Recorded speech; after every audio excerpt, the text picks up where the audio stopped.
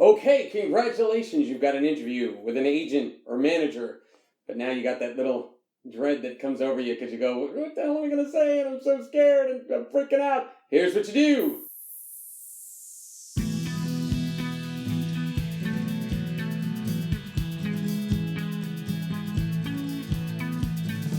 Let's imagine that this interview is a first date, and you're going on a first date with a person, and let's say I'm on a first date with a lady, and I'm sitting down, and we're at dinner, and I go, let me tell you about me, and me, and me, and me, and me, and me, and me, and I also have this going, I got this going, I got this going. Do you think she'd go on a second date with me? Do you think anybody would go on a second date with a person if all they did was talk about themselves? No.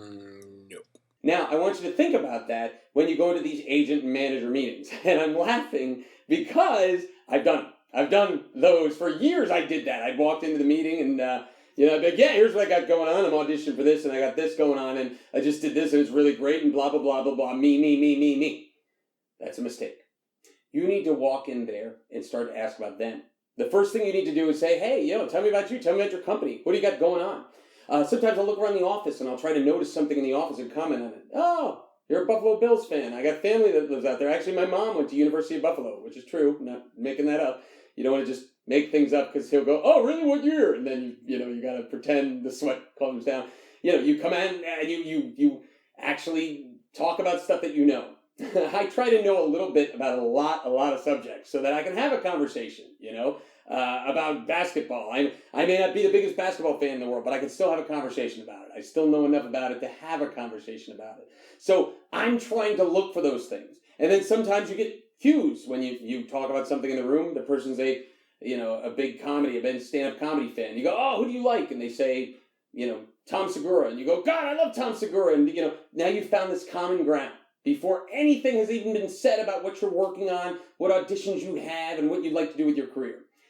There was one time where I went to an interview with an agency, and there were 3 agents in the room, and for the entire meeting, and I'm not kidding you, this was probably about an hour meeting, we didn't have to talk once about my resume or my career.